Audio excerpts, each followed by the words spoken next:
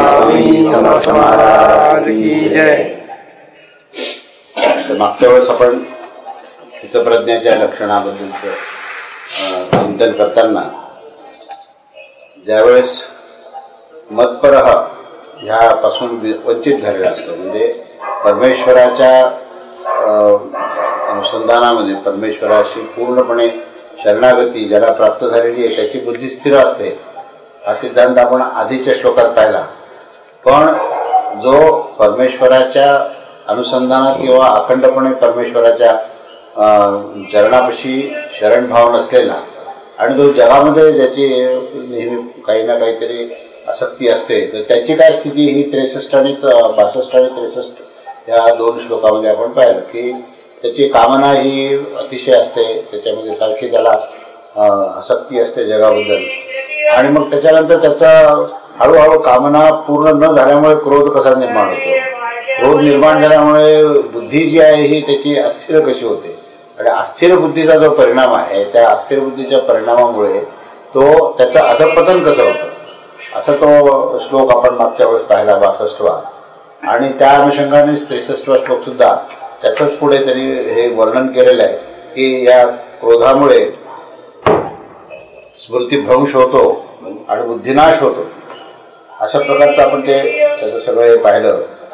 तर ह्याचं मूळ कारण जे आहे हे रागद्वेष हे कारण आहे की ज्या प्रत्येक गोष्टीमध्ये जी आवड असते, जी इच्छा असते त्याची, की अमुक गोष्ट ही मिळाली पाहिजे, तर ह्या राग आणि द्वेष ह्या 2 गोष्टीमुळे ही मूळता निर्माण होते. तेव्हा हे रागद्वेष काय आहे याच्याबद्दलचा पुढचा श्लोक आहे की रागद्वेष यांनी रहित झाल्यानंतर कर्म करणाऱ्यांना परमेश्वराच्या प्रसादाची प्राप्ती होते आणि त्यामुळे सर्व दुःखाचा नाश होतो आणि बुद्धी ही शीघ्र होते.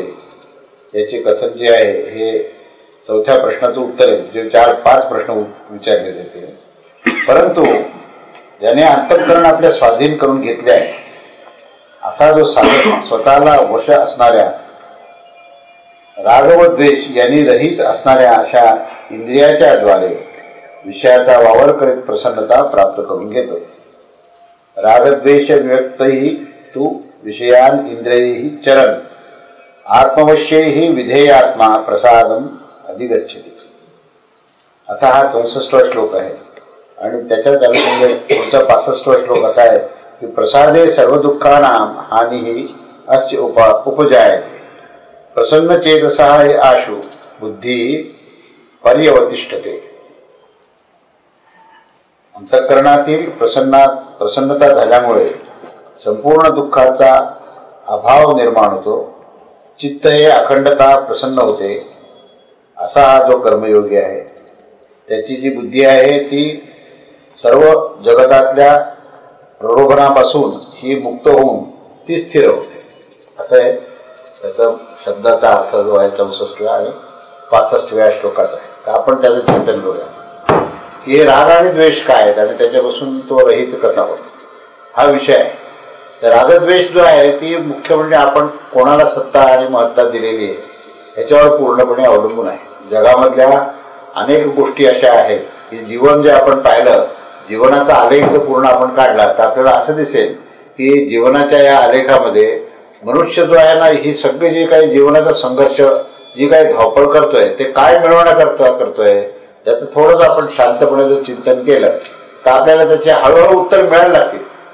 असे उत्तर मिळायला लागतील की ज्या उत्तरातून आपल्याला असं लक्षात येईल की आपण जे काही आतापर्यंत कष्ट घेतले, जो काही प्रयास केला, तो प्रयास काय मिळवण्याकरता केला, तर धनसंपदा मिळवण्याकरता केला, ऐश्वर्य मिळवण्याकरता केला. आपल्याला जे काही शरीराला आणि मनाला रंजन करणारे जे काही गोष्टी आहेत त्या रंजनात्मक गोष्टी मिळवण्याकरता आपण प्रयत्न केला. या रंजनात्मक गोष्टी कशा करता आपण मिळवण्याचा प्रयत्न केला की ह्या रंजनातून आपल्याला सुख मिळेल. आपला जो प्रयत्न कसा करता होता तर आपण एक एक गोष्टीचा आपण जर सखोल विचार केला तर आपण कोणत्या दिशेने जातोय आपल्याला कळेल. तो मनुष्य सगळा जो प्रयत्न करतो ना, अगदी प्रत्येक वयोगटाचा आपण विचार केला, अगदी लहान जन्मलेल्या मुलापासून ते अगदी वृद्धावस्थेपर्यंत ज्या अनेक अवस्थेतून जो मनुष्य जातो त्या प्रत्येक अवस्थेमध्ये त्याची जी काही क्रिया आणि त्याचा जो प्रयत्न आहे तो कशा करता प्रयत्न आहे तर तो सुख प्राप्त करण्याकरता, आणि ते सुख कसं मिळेल असं त्याला वाटतं. तर आपल्याला ज्या म्हणून काही इंद्रियजन्य सुखाच्या गोष्टी आहेत, ज्या म्हणून ह्या शरीराच्या रंजनाकरता लागणाऱ्या ज्या गोष्टी आहेत, ज्या गोष्टी या मनाच्या रंजनाकरता म्हणून लागणार, तू समोर येस म्हणजे मग बरं, ज्या गोष्टी ज्या मनाच्या रंजनाकरता, देहाच्या रंजनाकरता, रंजन हे सुखाकडे घेऊन जाणार आहे, हे लक्षात घ्या. मनुष्य जो आहे ना, हा त्याचा जीवनाचा आलेख तुम्ही पाहिला तर तो रंजनात्मक असतो. पैसा कमवणार कशा करता? इंद्रियजन्य सगळ्या प्रकारचे सुख प्राप्त व्हावे, हे पूर्णपणे स्पष्ट, चित्र अगदी स्पष्ट, त्यात कुठेही गोंधळ नाही. काय बाकीचा फावला वेळ काय करतो? विरंगुळा पाहिजे. विरंगुळा करता जीवन जगायचं आहे. विरंगुळा कसा पाहिजे? तर शरीराला रंजन प्राप्त व्हावं, मनाला रंजन प्राप्त व्हावं. त्याच्यापेक्षा आणखीन थोडे जे सूक्ष्म पातळीचे जे लोक आहेत, ते थोडेसे चिंतनशील आहेत, बुद्धिप्रधान आहेत, तर्कप्रधान आहेत, बुद्धिजीवी ज्याला आपण म्हणतो, अशाही लोकांचा विचार केला तर ते सुद्धा बुद्धिरंजन करतात. त्यांच्यामध्ये सुद्धा रंजनताच ही प्रधान आहे. तर ही रंजनता कशी आहे की माझ्या बुद्धीला पटलं किंवा नाही पटलं, किंवा माझ्या बुद्धीला हे पटलेलं आहे, मला हे आवडलेलं आहे, म्हणून बुद्धिरंजनात्मक हा विषय आहे. त्याच्याही पुढे काय चित्तरंजनात्मक आहे. किंवा काय करता? आम्ही योगासनं करतो, आम्ही मेडिटेशन करतो. कशा करता मेडिटेशन, ध्यान धारणा का करता? मग आमच्या चित्ताला शांतता मिळते.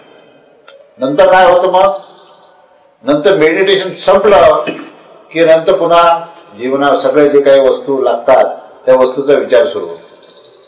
म्हणजे आपण अगदी सखोल विचार केला तर देह, मन, बुद्धी आणि चित्त या चार जर क्षेत्राचा विचार केला तर चारही क्षेत्रामध्ये रंजनात्मक विषय आहे.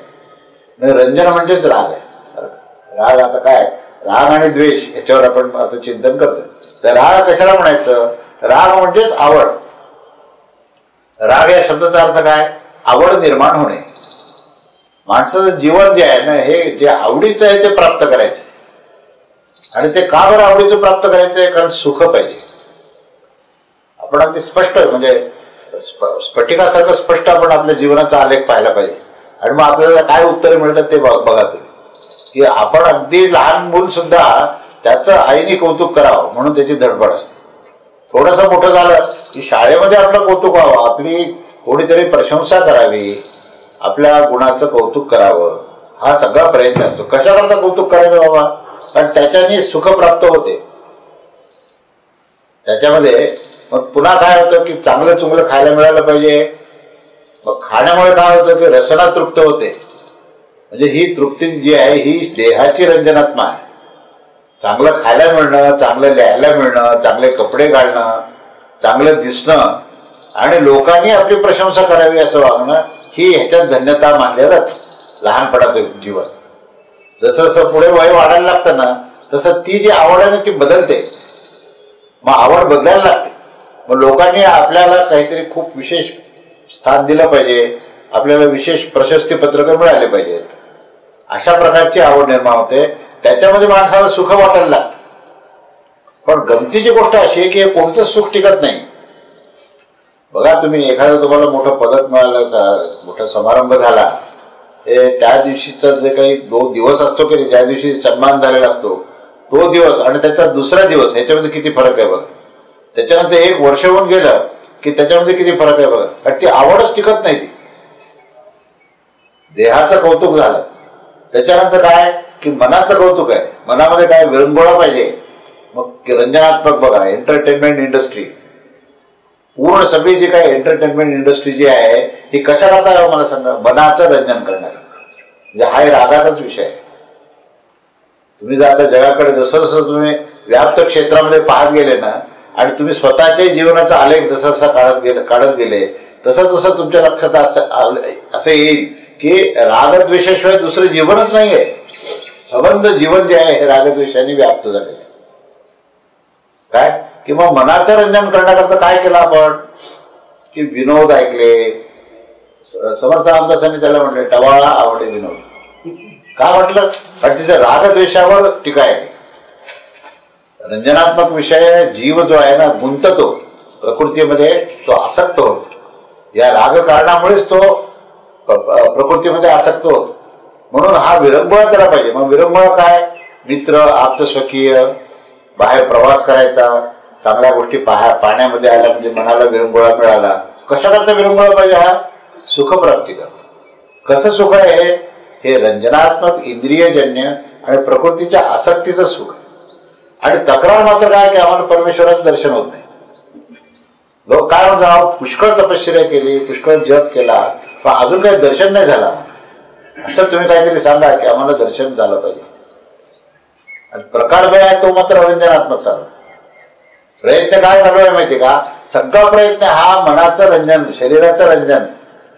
त्याच्यानंतर आणखीन जे आहे बुद्धिजीवी जी माणसं आहेत जे म्हणतात की आम्ही काहीतरी संशोधन करतोय किंवा काही विशेष असं कार्य करतोय म्हणून ते बुद्धीला खतपाणी मिळेल, आपला तर्क वाढेल म्हणून अनेक सिद्धांत मांडले, अनेक दर्शनशास्त्र झाले, त्यातून बाहेर पडले. जेवढे तर्क तितके दर्शन झाले. काय मग त्याच्यानंतर कितीतरी समाजकारणामध्ये, राजकारणामध्ये अनेक सिद्धांत निर्माण झाले. हे बुद्धिरंजन आहे. कशा करता निर्माण केलं बाबा हे? तुम्ही जे काही विविध अशा प्रकारचे सिद्धांत मांडले, साम्यवाद झाला, समाजवाद झाला किंवा आणखी विविध प्रकारचे अनेक सिद्धांत मांडले, हे कशा करता मांडले? आमच्या तर्काला जे योग्य वाटतं आणि तर्कातून आमची जी प्रशंसा होते आणि जे सुख प्राप्त होतं. म्हणजे आता त्याच्यात धागा जर काढला आपण ना तर किती त्याच्यामध्ये एकच प्रकार येतो की त्या राग नावाच्या वृत्तीने अनेक रूप धारण केले, अगदी बालपणापासून ते वृद्धावस्थेपर्यंत.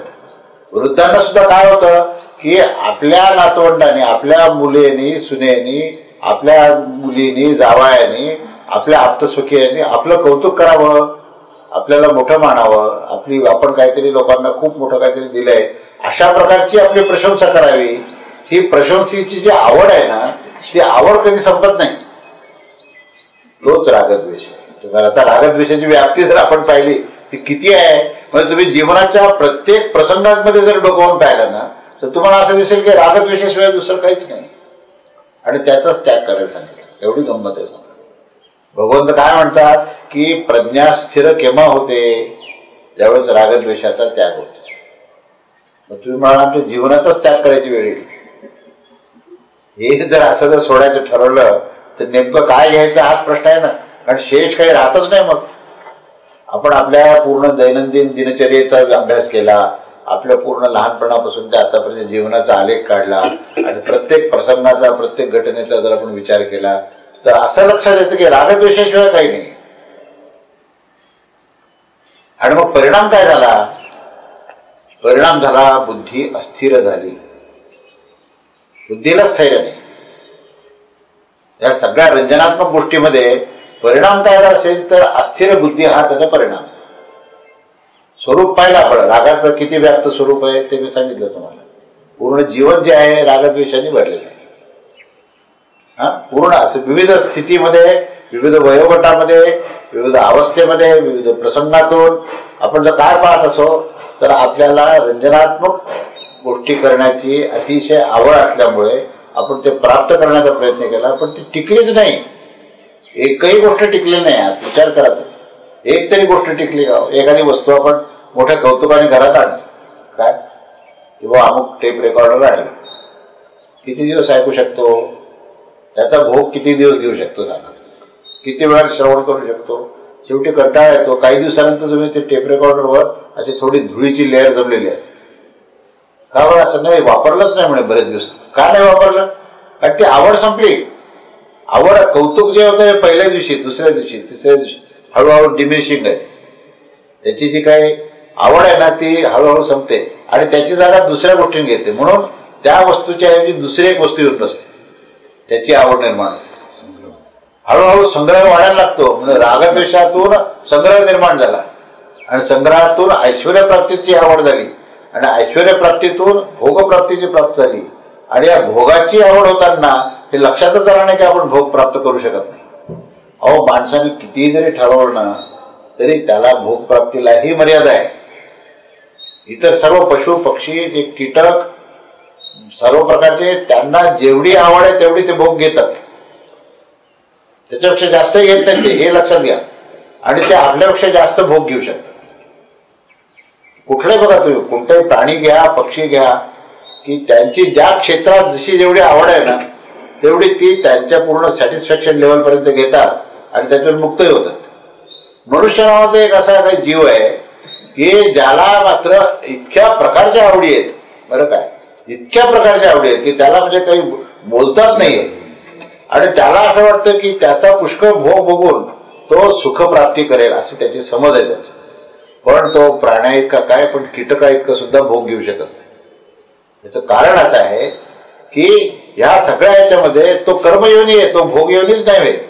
त्याचं जे डिझाईन बनलंय ना शरीराचं, ते शरीराचं डिझाईनच असं आहे की तो भोग प्राप्ती करताना त्याचा जन्मच झालेला नाही. ही गंमत बघा. आणि प्रयत्न काय करतोय? भोग प्राप्ती करतो. राग, द्वेष, संग्रह, ऐश्वर्य आणि भोग. शेवटी भगवद्गीतेने भोग ऐश्वर्य हा शब्द पुष्कळ ठिकाणी आलेला आहे. आणि हे करून पुढे काय? पूर्ण अतृप्ती. त्याचा परिणाम शेवटी काय माहितीये का? अतृप्ती हा परिणाम आहे त्याचा परिणाम काय? अस्थिर बुद्धी हा परिणाम आहे. गंभीर विषय, हा चिंतनशील विषय की आपला जीवनाचा अमूल्य समय आपण कशामध्ये गमावतोय आणि आपल्याला त्याची उपलब्धी काय होते, हा विषय फार गंभीर आहे. आपला प्रत्येक वेळ जो आहे तो आपण आपल्या रंजनासाठी आपण गमावतो. आणि प्राप्ती काय होते? तर अस्थिर बुद्धी आणि अतृप्ती होते. ठीक आहे, मी जर असं म्हटलं की तुम्हाला जो काही आनंद झालेला आहे तो लहानपणी एखाद्या गोष्टीचा तुम्ही भोग घेतला तर तुम्हाला वृद्धावस्थेमध्ये तो आनंद टिकून राहिला असेल तर मी माझे शब्द मागे घेतो. असं काही घडलंय का मला सांगा? असं घडूच शकत. लहानपणी इतकी आवड असते पतंग उडवण्याची, साधारणपणे मध्यम वय झाला त्याला म्हणलं अरे जरा आपण पतंग उडवतो, म्हणतो नाही नाही आता मला वेळ नाही. लहानपणी क्रिकेट खेळत असतो, वृद्धावस्था झाली चला आपण क्रिकेट पाहायला जातो, तो म्हणतो मला ते टीव्ही पण बंद करावंसं वाटतं, पाहायचीच इच्छा नाही. आवड संपली त्याची. मनोरंजनाकरता ज्या ज्या पण गोष्टी त्यांनी लहानपणी केल्या त्या सर्व गोष्टी त्याने निखारच बाहेर काढून काढला. आणि तो म्हणतो नाही मला त्याची आवड नाही. मग आता काय करतो तू? ठीक आहे, त्यावेळेस ती आवड नाहीये तर आता काय? आता दुसऱ्या गोष्टीची आवड निर्माण झाली. एका आवडीतून दुसऱ्या आवडीत गेला, दुसऱ्या आवडीतून तिसऱ्या आवडीत गेला. हे स्थित्यंतर जे आहेत जीवनातले, हे जे आहेत हे सारखे प्रयोग चालू आहेत. या प्रयोगामध्ये प्राप्ती काय तर सुखप्राप्तीची. कसं सुख पाहिजे त्याला? खऱ्या अर्थाने जीवाला सुखाची गरज आहे. कारण जीव हा स्वतःच आनंद स्वरूप आहे. पण तो स्वतःकडे न पाहता तो जगाकडे पाहतोय, म्हणून तो जगातून सुख प्राप्त करण्याचा प्रयत्न करतोय. वस्तुतः तो आनंद स्वरूपातच आहे. पण त्या जीवाचा या मायेच्या कारणाने, या प्रकृतीच्या आसक्तीच्या कारणाने त्याचा असा समज झाला की ह्या सगळ्या जगातून आपल्याला सुख मिळेल, म्हणून तो एकेका वस्तूतून ते पाहतोय, प्रयत्न करतोय. ह्याच्यात सुख मिळेल का, ह्याच्यात सुख मिळेल का, हा असं झालं, आता आपण सुखी झालो. कालांतराने लक्षात येतं नाही बाबा ह्याच्यात सुख नाही. हे वेगळेच प्रश्न निर्माण झाले. पहिला प्रश्न सोडवायला गेला आणि पहिला प्रश्न सुटला असं वाटलं आणि त्याचं जे काही मार्ग त्याच्यातून सोल्युशन मिळालं त्या सोल्युशन मधून पहिल्या प्रश्नापेक्षा 10 प्रश्न निर्माण झाले. हा जीवनाचा आलेख आहे पूर्ण. ह्याचं मूळ कारण संशोधनामध्ये हे दिलं आहे की तुमची बुद्धी जर स्थिर व्हायची असेल तर काय करायचं. कारण ह्याचा सगळा परिणाम जो आहे अस्थिर बुद्धीचा आहे. याचा परिणाम जो आहे तो अतृप्तीचा आहे. म्हणून मनुष्य अतिशय अतृप्त. बुद्धी अस्थिर झाली ना की मन चंचल होतं. कारण अस्थिर बुद्धीला मन जे आहे ना हे व्यापून टाकतं. मनाचा गुणधर्म काय माहितीये का?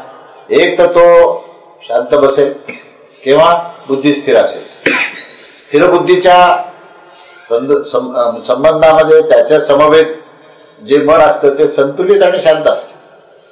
आणि जिथे शांत मन असतं तिथे इंद्रियावरही निग्रह असतं. म्हणजे त्या सगळ्या गोष्टीला मूळ गोष्ट काय पाहिजे असेल तर बुद्धीची स्थिरता पाहिजे. बुद्धी स्थिर असेल तर सगळं मिळालं तुम्हाला. बुद्धी अस्थिर असेल तर सगळं गमावलं तुम्ही. बुद्धी अस्थिर काय? रागद्वेष. रागद्वेष काय झाले? रंजनात्मक प्रवृत्ती असते. या रंजनात्मक प्रवृत्तीमुळे काही स्थिर नाही हो, काही स्थिर नाही. आता तर म्हणजे नवीन काळामध्ये हे जे टीव्ही आणि सगळ्या गोष्टी जशा झाल्या ना तर मनुष्य 3 तास सुद्धा स्थिर बसून सिनेमा पाहू शकत नाही. म्हणजे त्या रंजनामध्ये सुद्धा स्थैर्य नाहीये. पूर्वीच्या काळामध्ये असे 3-3, 4-4 तास सिनेमे असायचे ना, त्या सिनेमामध्ये लोक बसायचे 3 तास, 1 इंटरव्हल 2 इंटरव्हल असं त्या ठिकाणी बसायचे. आता तर तीही इतकी आश्चर्यता वाढली आहे की जे स्थैर्य प्राप्त करण्याकरता, जे रंजनातून स्थिर सुख प्राप्त करण्याकरता तुम्ही बसूही शकत नाही अशी, कारण तिथे ते दाखवतच नाही तर पूर्ण मध्ये जाहिराती दाखवतात. जाहिरात झाली की उठला, म्हणजे काही स्थिर नाहीये. तुम्ही बघा, तुम्ही रंजन तरी स्थिर आहे का? रंजनही स्थिर नाही, सगळीच अस्थिरता आहे. आणि त्या अस्थिरतेमध्ये बुद्धी स्थिर राहील का हा प्रश्न. आपण स्थिर बुद्धीच्या लक्षणाचा अभ्यास करतोय आणि आपलं स्वतःचं जीवन कसं आहे ह्याचा जर आपण तुलना केली तर अस्थिर स्थितीमध्ये जर आपण सारखं आपलं मन, आपली इंद्रिय जर असतील तर बुद्धी अस्थिर असते. आणि जेव्हा अस्थिर बुद्धी असते तेव्हा परमेश्वर प्राप्तीची शक्यताच नाही. कारण आपण पूर्वी पाहिलं की मत्परा हा शब्द वापरला. मत्परा हा शब्द कशा करताय? मला परायण असलेले, माझ्यामध्ये ज्याचं अनुसंधान अखंड असणारे, माझ्यामध्ये स्थिर झालेले जे आहेत त्यांची बुद्धी स्थिर असते. सिद्धांत सांगितला. आता अस्थिर बुद्धीचं आपण लक्षण पाहिलं 63-64 श्लोकामध्ये. रागद्वेषाचा परिणाम पाहिला आपण की अस्थिर बुद्धी असते. मग स्थिर बुद्धी केव्हा असते हा प्रश्न पुढे येणारच की नाही. तर मत्परा उत्तर दिलं. माझ्यामध्ये परायण असेल, माझ्याशी अनुसंधान असणारे, माझ्यामध्ये माझ्याबद्दलच ज्यांना सत्ता महत्ता जी आहे त्याची मान्यता केली, ज्यांनी असं हे मान्य केलंय पूर्णपणे, अशी धारणा निश्चित केलेली आहे की परमेश्वराच्या सत्तेशिवाय दुसरं काहीच नाही, एकमेव त्याची सत्ता आहे आणि त्याचंच महत्व आहे. बाकीच्याला महत्व देणं म्हणजे अज्ञानाला आमंत्रण दिल्यासारखं आहे. अस्थिर बुद्धीला आमंत्रण द्यायचं असेल तर तुम्ही बाकी सगळ्याला महत्व द्या.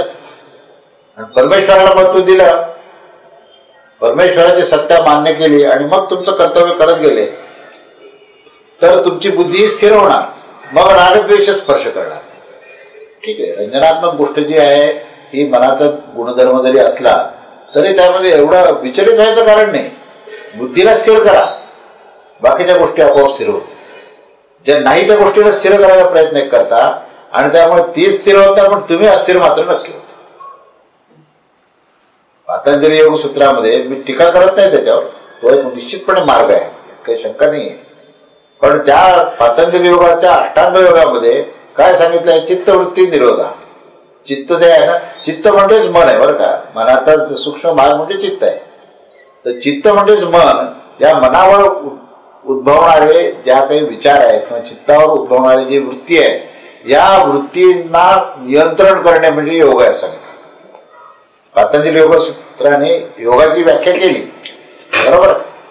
आणि मग कसं करायचं हे मग पुढे सांगितलं की प्रत्याहार, ध्यान, धारणा, समाधी हे 4 पुढचे अंग आहेत. आधी जे 4 अंग सांगितले, यम, नियम, आसन, प्राणायाम, 4 सिद्ध केले तुम्ही तर तुम्हाला प्रत्याहार, ध्यान, धारणा, समाधी हे तुम्हाला साध्य होईल. आणि मग समाधीच तो बसला, तो पूर्णपणे धारणा निश्चित केली, समाधीमध्ये बसला आणि मनावरच्या ज्या चित्तावरच्या ज्या वृत्ती आहेत त्याचं नियंत्रण केलं आणि योग सिद्ध करण्याचा प्रयत्न केला. बरोबर, योग्य आहे. कुठेच याच्यामध्ये काही मतभेदाचा प्रश्नच येत नाही, एकदम योग्य आहे. पण प्रश्न पुढचा माझा असा आहे की ह्या समाधी अवस्थेमध्ये गेल्यानंतर हळूहळू ती समाधी उतरते आणि समाधी उतरल्यानंतर उत्थान होतं, म्हणजे उठतो तो, समाधीतून उठतो. उठल्यानंतर काय करतो? प्रपंचात लागतो. प्रपंचात लागल्यानंतर पुन्हा काय होतं? पुन्हा चित्तवृत्ती निर्माण. पांडुरंगाचं दर्शन घ्यायला वारकरी पंढरपूरला गेला, बरोबर. दर्शन घेताना अंतर्मुख झाला, डोळे झाकले गेले, अतिशय आनंद झाला, डोळ्यातून अश्रू आले, सगळं झालं. जाताना सगळ्याबरोबर चालत चालत जात होता, पांडुरंगाचं नाम घेत जात, अतिशय आनंदी स्थिती. आणि पांडुरंगाचं दर्शन झाल्यानंतर अत्यंत आनंद झाला, शंकाच नाही. नंतर काय झालं? तिथून परत आले आणि नंतर जेव्हा घरी आले तेव्हा पुन्हा कामक्रोध राग द्वेष सुरू. त्याचं काय उत्तर आहे? त्यामुळे त्यांनाही वारकऱ्यांना प्रश्न विचारायचा. त्याचं उत्तर भगवद्गीतेत आहे. भगवद्गीता जी आहे ना, याचं काय वैशिष्ट्य आहे मी तुम्हाला सुरुवातीला पूर्वपीठिका भगवद्गीतेत सांगितली, तेव्हा भगवद्गीतेचे काही वैशिष्ट्य सांगितले. त्या वैशिष्ट्यापैकी आता हा 64-65 श्लोकामध्ये ते वैशिष्ट्य आलेलं आहे. काय वैशिष्ट्य आहे की त्याला उत्थानच नाही आहे, उठायचंच नाही हो त्याच्यामध्ये, ते अखंड तत्व आहे. समाधी कशी आहे माहितीये का? समाधी या शब्दाचा अर्थ असा आहे की ज्याची धी समतत्वामध्ये येते त्याला समाधी असतात. धी सम होणं म्हणजे स्थितप्रज्ञ. समाधिस्थ केशवा मग प्रश्न आहे बरं का. म्हणून मला तेव्हाच प्रश्न पडला की समाधिस्थ केशवा म्हणजे एका बाजूला विचारलाय तेव्हा हा समाधीच्या अवस्थेमध्ये आणि तो चालतो कसा, बोलतो कसा, वागतो कसा. कारण आमच्या डोळ्यासमोर समाधीमध्ये मनुष्य असा डोळे दाखवून स्थिर बसलेला असतो. आणि अर्जुनाचा प्रश्न काय आहे याच्यामध्ये स्थितप्रज्ञाची लक्षण विचारताना की तो चालतो कसा, बोलतो कसा, आणि बसतो कसा आणि वागतो कसा, आचरण कसं आहे त्याचं. आचरणही सांगतो आणि समाधी स्थिती सांगतो. हे भगवद्गीतेचं वैशिष्ट्य. भगवद्गीतेमध्ये समाधी अवस्था काय सांगितली आहे, ही अखंड अवस्था आहे. आचरणात सहित समाधी येते. चालता, बोलता, वागता, झोपता, ही अवस्था, जागरण असेल, निद्रा असेल किंवा स्वप्नावस्था असेल, तिन्ही अवस्थेमध्ये तो अखंड भगवंताचं स्मरण करतोय, ही अवस्था आहे. आणि त्या अखंड स्मरणामध्ये अखंड भगवंताच्या अनुसंधानामध्ये त्याच मतपरायण या स्थितीमध्ये ज्यावेळेस तो जातो त्यावेळेस त्याची समाधी अवस्था असते. त्याला स्थितप्रज्ञ असं म्हटलं. स्थितप्रज्ञाची जर व्याख्या काय असेल तर ज्याची प्रज्ञा स्थिरावली, असं विनोबा भावे नेहमी त्या स्थितप्रज्ञाची गीताईमध्ये सांगताना म्हणतात, ज्याची प्रज्ञा स्थिरावली म्हणजे ज्याची बुद्धी ही स्थिर झालेली आहे, अशी कोणाची स्थिती आहे, जो अखंड अनुसंधानात आहे. तिथे चित्तवृत्ती निरोध हा शब्द नाही, कारण निरोधच नाही देत. कसा निरोध नाही तर 64व्या श्लोकामध्ये त्यांनी हे म्हटलेलं आहे. 64व्या श्लोकामध्ये काय म्हटलं त्यांनी की हे अर्जुना, ह्या तिन्ही गुणाचे कार्यरूप सर्व भोग व त्याची साधने प्रतिपादन करणारे आहेत. म्हणून ते भोग व त्याची साधने आसक्तीरहित हर्ष शोक नाही. चुकीचं म्हटले. परंतु ज्याचे अंतःकरण आपल्या स्वाधीन करून घेतले आहे असा साधक स्वतःला वशकरण असणाऱ्या राग व द्वेष रहित असणाऱ्या अशा इंद्रियाच्या द्वारे विषयांचा वावर करीत प्रसन्नता प्राप्त करतो. विषयांचा वावर करीत, विषयांचरण हा शब्द आहे बरं काय. काय म्हणजे विषयांचरण म्हणजे विषयाची प्राप्ती करत असताना सुद्धा तो त्याची प्रज्ञा स्थिर झालेली. म्हणजे आपल्या सगळ्या लोकांना फार मोठा रिलीफ आहे. तुम्हाला लोक म्हणतील की कसं काय व्हायचं, व्यवहार कसा काय करायचा, मोठा प्रश्न आहे.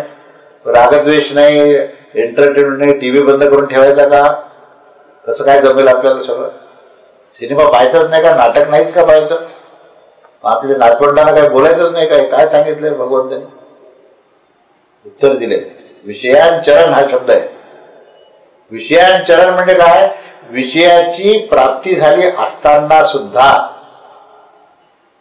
चित्तवृत्ती निरोध म्हटलेलं नाही बरं का. आता मुद्दा मी तुलना करतोय अष्टांग योग आणि हे, याच्यामध्ये काय नेमका भेद आहे. पुढे 6व्या अध्यायामध्ये ज्ञानेश्वर महाराजांनी अष्टांग योगाचंही वर्णन केलंय. पण इथे स्थितप्रज्ञ लक्षण सांगताना विषयांचरण, मागच्या वेळेस मी एक उदाहरण तुम्हाला दिलं होतं. मागच्या वेळेस मी सांगितलं होतं की दासगडू महाराजांना हा जो ईशावासी उपनिषदाच्या पहिल्या श्लोकाचा त्यावेळेस प्रश्न पडला होता, त्याचं उत्तर साईबाबांनी काय दिलं होतं त्याचं तुम्हाला मागच्या वेळेस उदाहरण सांगितलं की त्यावेळेस ती मोलकरीण जी आहे तिने अतिशय उत्तम असं वस्त्र नेसलं असताना आणि ते वस्त्र त्यातून पुन्हा त्याचं जीर्ण वस्त्र नेसलं असताना, दोन्ही अवस्थेमध्ये विषयांचरण ही अवस्था आहे. विषय प्राप्त झाला असताना सुद्धा रागद्वेष नाही, त्याला स्थितप्रज्ञा असं गंमत बघा. पण आता आपल्या सगळ्या गृहस्थाश्रमातल्या लोकांना श्रीकृष्ण महाराजांनी मोठा रिलीफ दिला. काय सांगितलं माहितीये का की तुमची धारणाच महत्वाची आहे. तुमचा जो भाव आहे ना त्या भावातच सगळ्या गोष्टी येतात, बस बाकी काय नाही. बाकीचा व्यवहार तर करावाच लागेल. व्यवहार करायला श्रीकृष्णाचा विरोध नाही. तो म्हणेल की मी जर तुम्हाला व्यवहार करू नको म्हटलं तर माझं भागवत जे कोण वाचेल. मग भागवत जर तुम्ही दशमस्कंद जर काढला तर भगवंताचे सगळं चरित्र जर पाहिलं तर काय नाही केलं त्याने मला सांगा. पूर्ण व्यवहार केला त्याने. म्हणजे रामाचं चरित्र आणि कृष्णाचं चरित्र जर पाहिलं तर कृष्णाच्या चरित्रामध्ये त्याने सगळ्या प्रकारच्या कृष्णनीतीमध्ये सगळ्या गोष्टी केलेल्या आहेत आणि एवढं करून सगळ्यांना मुक्त केलं. भागवताचं वैशिष्ट्यच ते आहे. कुठल्याच गोष्टीचं त्यामध्ये हे नाही आहे की अरे तू मनामध्ये जर तू या विषयाचं चिंतन करशील आणि बाहेर जर तू असं दाखवशील की तू आधी सांगितलं त्यांनी वर्णन करून, किंवा खूप नियंत्रण केलं, सगळ्या चित्तवृत्तीवर नियंत्रण केलं, आणि मनामध्ये मात्र सारख्या त्या विषय वासना मात्र मध्ये वाढतायत, तो दंबच झाला पूर्ण. त्याच्यापेक्षा अंतःकरण निर्मळ कर. तुझा काय व्यवहार असेल ना तो इंद्रियांना इंद्रियाचा व्यवहार करू दे, पण तू स्वतः भगवंताची अनुसंधान कर. ह्या पूर्ण श्लोकामध्ये 64व्या आणि 65व्या श्लोकात काय जर वैशिष्ट्य असेल तर तुमची जी बुद्धी आहे ना, त्या बुद्धीची जी धारणा आहे ती धारणा अखंडपणे अनुसंधान ठेवून परमेश्वराचीच सत्ता आहे, त्याचीच महत्ता आहे, तोच आपल्याकडून करून घेणार आहे. हा भाव जोपर्यंत तुमचा टिकून राहिला ना तोपर्यंत तुमची बुद्धी स्थिर झाली. बाकी तुमचा व्यवहार तुम्ही करा, उभा आहे, पूर्ण उभा आहे. व्यवहारामध्ये कुठेच काही सांगितलेलं नाही की तुम्ही असं करू नका. तुमचं जे कर्तव्य आहे, नाही तर कर्मयोग झालाच नसता. सगळेजण आपापल्या कुट्या टाकून बसले असते मस्तपैकी, संन्यासासारखे भगवे वस्त्र नेसून सगळं कर्म सोडून दिलं असतं आणि चित्तवृत्ती निरोध करत बसले असते. तसं नाही सांगितलं. व्यवहार कसा होईल, समाज कसा टिकेल. भिन्न भिन्न पिंड धर्म दिलेले आहेत प्रत्येकाला. तसा पिंड धर्म दिलाय, जसा स्वभाव दिलाय, जशी प्रकृती दिली आहे, तशा प्रकारचं कर्तव्य तर करायचं आहे प्रत्येक जीवाला. पण कसं करायचं तर करण्यामध्ये जी धारणा आहे, जो भाव आहे, तो भाव महत्वाचा आहे. तो भाव असा असला पाहिजे की मत्परा आहे, परमेश्वराशी अनुसंधान, तोच करून घेणार आहे, तोच आपल्याला जे काय आहे तो करून घेणार आहे, तोच करता करविता तोच आहे. आणि मला माझं कर्तव्य करायचं. कसं कर्तव्य करायचे, प्रेमाने कर्तव्य करायचे, आसक्ती रहित कर्तव्य करायचं, निष्काम भावाने कर्तव्य करायचं, कारण विश्वास माझा त्याच्यावर आहे. ही धारणा जिथे झाली ना तिथे रागद्वेष गेले, हे लक्षात घ्या. आता म्हणजे कसे महाराजांनी जे आहे ना अशा प्रकारचे त्या ठिकाणी वेगवेगळे त्याचे रंग दाखवले की समस्या निर्माण होते. कधी कधी तत्वज्ञान सांगताना माणसाला खूप वेळेला समस्या निर्माण होते की बाबा हे सांगतायत तर काहीतरी अशा गोष्टी सांगतायत की जे आपल्याला शक्य नाही असं सांगतात, की लगेच त्याचं पुढच्या श्लोकामध्ये त्याचं उत्तर दिलेलं असतं. स्पष्ट उत्तर दिलेलं आहे की विषयांचरण म्हणजे तुझे भोग चालू असताना तू त्याग करू शकतो. भोग आणि त्याग एकत्र आहे. बघा कशाचा भोग आणि कशाचा त्याग आहे. त्याग आसक्तीचा आहे, भोग कशाचा आहे, इंद्रिय आणि विषय या दोघांचा परस्पर संबंध जो आहे तो येणारच. कारण विषय म्हणजेच इंद्रिय आहेत आणि इंद्रिय म्हणजेच विषय. जे पंच तन्मात्रा आहेत की नाही त्याच्यातूनच पंच ज्ञानेंद्रिय झालेले आहेत, त्याच्यातूनच पंचमाभूत झालेले, ते अलग होऊ शकत नाही. मग काय करायचं, मग जी बुद्धी दिलेली आहे, जे चित्त दिलेले आहे, त्याच्यामध्ये जे धारणा जी आहे ती धारणा जर सुयोग्य झाली तर हे सगळेचे सगळे पवित्र होत जातात. नामसाधना योगात सुद्धा जर प्रवचनापूर्वी ज्यांनी ऐकले असतील त्याच्यामध्ये काय सांगितलं की तुमच्या चित्तामध्ये परमेश्वराचं स्मरण करा. चित्तवृत्तीमध्ये परमेश्वराचं जर नाम टाकलं ना तर काय होतं की चित्तवृत्तीमध्ये नाम टाकल्यानंतर चित्ताचा संबंध हा कारण देहाशी आहे. चित्तामध्ये ज्या वृत्ती कुठून येतात त्याचा सोर्स काय, त्या कारण देहामध्ये अनेक इच्छा आहेत, या इच्छा हा त्याचा सोर्स आहे. पण त्या चित्ताला जर तुम्ही जर पूर्णपणे परमेश्वराच्या नामाने जर भारून टाकलं तर त्या चित्ताचा प्रभाव जो आहे तो कारण देहाच्या इच्छेवर होतो, उलटी प्रक्रिया होते आणि सगळ्या ज्या इच्छा आहेत ना त्या भगवत स्वरूपात होत जातात. म्हणजे वासनाच भगवत स्वरूपात होत जातात. आणि मग ते चित्त इतकं पवित्र होतं की त्या तुम्हाला वृत्तीचा काही म्हणजे ताणच नाही. कुठल्या प्रकारची वृत्ती, परमेश्वराचीच वृत्ती निर्माण होईल. प्रत्येक वृत्ती निर्माण जी होईल ना तो भगवंतच आहे. पाहिलेला मनुष्य समोरचा भगवंतच आहे आणि जे काय मला जे काय तारणार आहे तो भगवंतच आहे, त्याचीच सत्ता आहे, तोच करून घेणार आहे. मग बघा ती किती प्रसन्नता आहे. असा जो मनुष्य आहे ना जो रागद्वेषापासून मुक्त झाला तो प्रसन्न आहे, त्याला अखंड सुख, त्याला अखंड आनंद आहे. आणि मग ज्याचं संशोधन करण्याकरता तुमचं सगळं जगभर भ्रमण झालं की नाही पूर्ण, तुम्ही जे जगात सगळीकडे हिंडले पूर्ण, कशा करता सुखप्राप्ती करता. तुम्ही जे अनेक संपत्ती आणि ऐश्वर्य आणि संग्रह करण्याचा जो प्रयत्न केला तो ज्या कारणाकरता केला, कोणत्या कारणाकरता केला, अखंड प्रसन्नता मिळावी म्हणून त्याचं उत्तर इथे देऊन टाकलं स्पष्ट. काही नाही, तुझी फक्त बुद्धीतली धारणा तू अगदी स्पष्ट करून टाक आणि त्या धारणेने तुझं बाकीचं कर्तव्य ते करत राहा, तुला अखंड प्रसन्नता मी देतो. जे पाहिजे होतं ना ते मिळून जाईल. 64 आणि 65 घरी जाऊन परत चिंतन करा, वाचन करा. त्याच्यामुळे तुम्हाला असं दिसेल की ते रागद्वेषावरच त्याचं जे काही त्याच्याबद्दलची आसक्ती सारखी जगातली होती ती आसक्ती नष्ट होऊन तो इंद्रिय आणि विषयाचा जरी तो भोग भोगत असला तरी भोगाबरोबर त्याचा त्याग आहे, त्या भोगाबरोबर अनासक्ती आहे, त्या भोगाबरोबर निष्काम भाव, हे एकत्र आणले त्यांनी. बरं काय, दोन गोष्टी एकत्र आणणं मोठं विचित्र आहे गोष्ट. मुळात किंवा ते भोगही आहेत आणि हे आहे. तर भोग जे आहेत ते तुमच्या कर्तव्याला पूर्वकर्माला अनुलक्षून ते भोग येणार तुमचे, त्याच्यामुळे विचलित व्हायचं कारण नाही.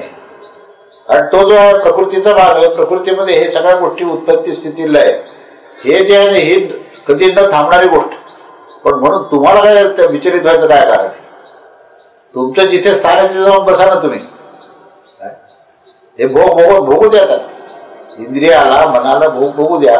तुमची बुद्धी कुठे आहे ते बघा.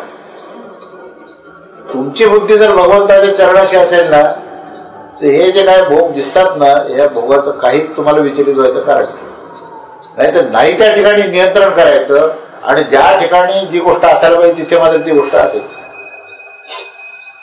नाही त्या गोष्टीला नियंत्रण करायचं. मुख्य जो पॉलिसी तयार करणारा जो असतो की नाही, जनरल मॅनेजर किंवा जो मुख्य मॅनेजर असतो तो जागेवर नाही. आणि इथे जे आहे ते क्लार्कच जो आहे तो त्या प्यूनला सांगतो की बँकेच्या पॉलिसीज कशा असतात, कसं ट्रान्झॅक्शन करायचं आणि काय करायचं, तो हा क्लार्क त्या प्यूनला सांगायला लागला. आणि तो प्यून जो आहे तो क्लार्कला बोलायला लागला. दोघांमध्ये चर्चा करून काहीच उपयोग नाही. तिथे जो तिथला जो नियंत्रक जो मुख्य व्यवस्थापक जो असतो की नाही त्याने जर आपल्या पॉलिसीज इम्प्लिमेंट केल्या की नाही असं असं करायचं, या पद्धतीत इतक्या वेळाला यायचं, तुझं हे काम आहे, तुझं हे काम आहे, तुझं हे काम आहे, तू व्यवस्थित कर, मी सगळीकडे त्याचं नियंत्रण चालू आहे, बरोबर ब्रँच चालू राहते आणि तोच जागेवर नाही आणि ह्यांचीच चर्चा चालू आहे. तसं बुद्धी स्थिर नाही आहे. बुद्धी जी आहे ते भटकायला लागली कुठेतरी बऱ्याच ठिकाणी. आणि इथे मात्र मनावर नियंत्रण करायचं काम चालू आहे, इंद्रियावर नियंत्रण करायचं काम चालू आहे. कसं होणार? मनाचा गुणधर्मच चंचल आहे, इंद्रियाचा गुणधर्मच विषयामध्ये विचारण करण्याचा आहे. आणि बुद्धी जर अस्थिर झाली तर उपयोग काय त्याचा? उपाय सांगितला. उपाय स्पष्ट दिलेला आहे की त्या बुद्धीची धारणा जी आहे ती परमेश्वराच्या चरणाशी लीन ठेवून परमेश्वराची सर्व तो विचार करायला लागतो सारखं. त्याचं मन जे आहे ना त्याच्यामध्ये सारखं गुंतलेलं असतं आणि त्याचे इंद्रिय त्याच्यातच गुंतलेले असतात. तेव्हा बुद्धी त्याचं समर्थन करते. बुद्धी काय म्हणते, मग कसं काय आपलं व्यवहार चालेल, लगेच त्याचं समर्थन करायला लागतं की एवढा मोठा आता प्रपंच चालवायचा असेल तर सरकारने ती इतकी महागाई केली, आमचा पगार तितका कमी आहे, मग काहीतरी तो वर थोडे 4 पैसे मिळाले तर ते रिझल्ट चालेल, लगेच त्याच्यामध्ये समर्थन करायला लागतं. म्हणजे नुसतं मन त्याच्यामध्ये एकरूप होत नाही तर त्याला समर्थन करणारी बुद्धी त्याच्यावर येते. हे लक्षात घ्या तुम्ही की केवळ संवेदना नाहीये की मला पैसे पाहिजेत आणि मला भोग प्राप्ती पाहिजे, एवढ्यात फक्त मर्यादा नसते. तेवढी मर्यादा असते तर ते संपलंही असतं. पण त्याच्यामध्ये काय असतं, बुद्धी जी असते ना माणसाची ती मोठी भ्रष्ट असते. ती बुद्धी कधी दगा देत, सगळ्यात दगा देणारी बुद्धीच आहे आणि सगळ्यात तुम्हाला उद्धार करणारी बुद्धीच आहे. ही गंमत बघा. ती बुद्धी जेव्हा चरणापाशी लीन झालेली असते परमेश्वराच्या तेव्हा ती बुद्धीच तुमचा उद्धार करते. आणि ज्यावेळेस ती तिथून विमुख होते आणि ज्यावेळेस ती त्या मनाची गुलामी करायला लागते ना तेव्हा ती बुद्धी पूर्ण भ्रष्ट होते. हे लक्षात घ्या. आणि मन जे आहे ना, मन म्हणजे ते इंद्रियामध्ये एकरूप होत असतं. मनाची अभिव्यक्ती म्हणजेच हे 5 ज्ञानेंद्रिय. तेव्हा हे एखादं इंद्रिय एखाद्या विषयाशी इतकं ते एकरूप झालेलं असतं की त्या इंद्रियामध्ये ते मन पण त्याशी एकरूप झालेलं असतं. मनाला वेगळं अस्तित्व नाही राहत, त्या इंद्रियाशीच ते एकरूप झालेलं असतं. आणि त्याबरोबर त्या बुद्धीला हरण करून त्या बुद्धीने सुद्धा त्याच पद्धतीने त्याचं समर्थन. मग त्या बुद्धीला तुम्ही विचारा, का रे तो असं कसं काय एवढा प्रमाद केला, अशी चूक कशी केली? नाही, माझी काही चूक नाही त्यात. अहो ती परिस्थितीच तशी होती. आणि मग पुढे तुम्हाला बोलायची गरज नाही, तोच त्याचं जस्टिफिकेशन सांगायला. तो म्हणतो असं असं घडलं म्हणून तर असं मला करावं लागलं, आता माझी थोडीच इच्छा होती. नंतर 5 वर्षांनी 10 वर्षांनी जर तुम्ही त्याला मागचा प्रसंग विचारला तर तो ते चूक झाली असं मान्य करतच नाही. तो तेच म्हणतो की ते त्यावेळेस मला ते करणं योग्य होतं, नाही तर मी वाचलोच नसतो. आज तुमच्यासमोर मी उभा कशामुळे, मी ते केलं म्हणून तर मी उभा आहे. तो असं म्हणत नाही परमेश्वराची माझ्यावर कृपा आहे म्हणून माझं जीवन चालू आहे असं म्हणणार नाही. तो मी तो भ्रष्टाचार केला ना म्हणून माझं अस्तित्व म्हणतो.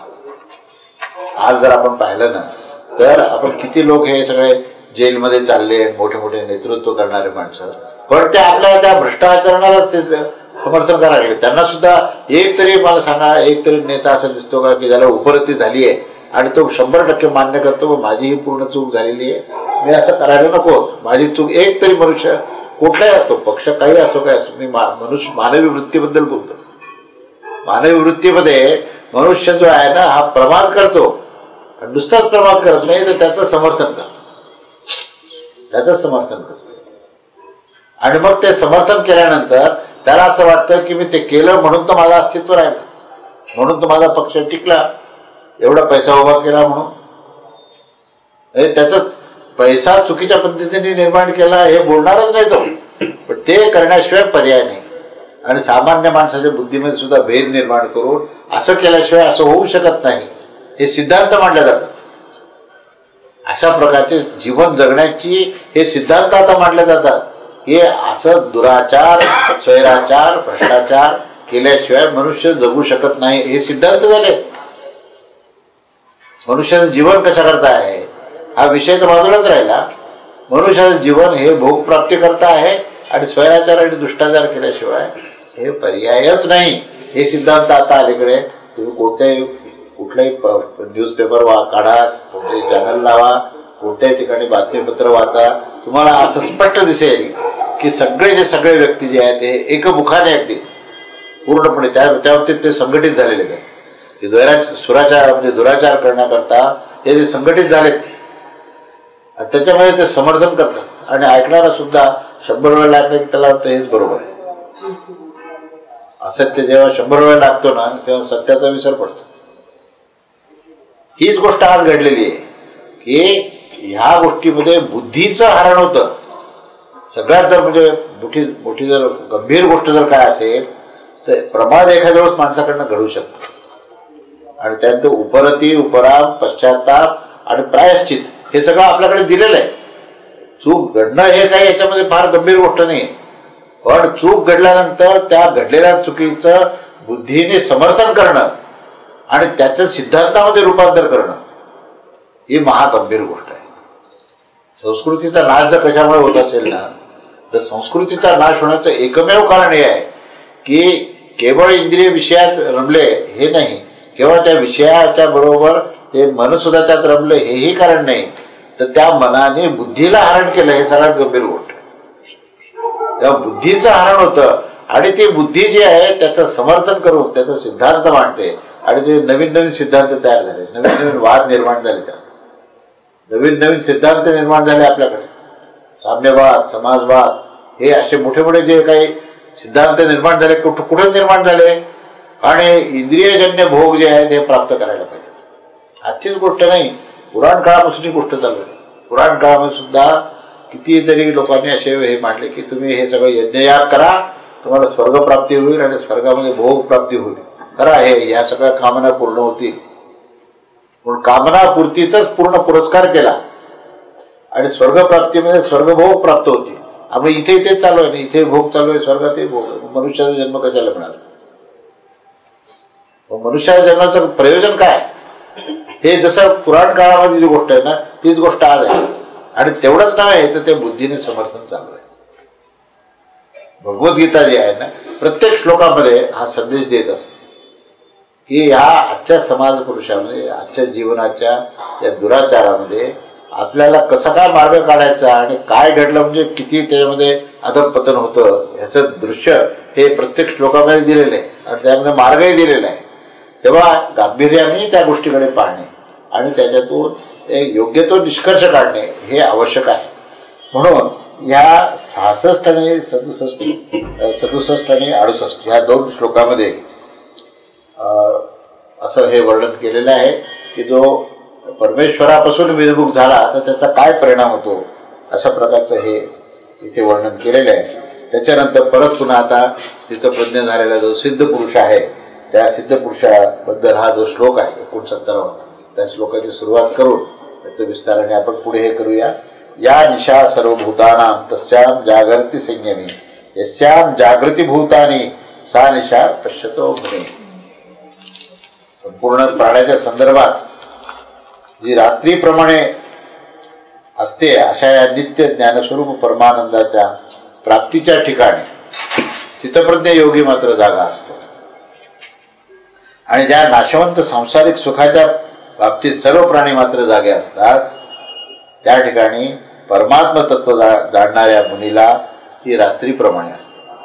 असा हा सिद्धांत त्यांनी मांडलेला की सामान्य मनुष्य ज्याला रात्र समजतो त्या ठिकाणी त्याच्याकरता तो जागृती आणि दिवस असतो आणि सामान्य मनुष्य जिथे झोपलेला असतो तिथे तो जागा असतो.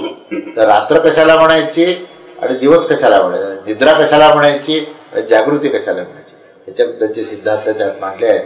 त्याचा आपण विस्ताराने पुढच्या रविवारी आपण पाहूया. श्री स्वामी समर्थ महाराज की जय.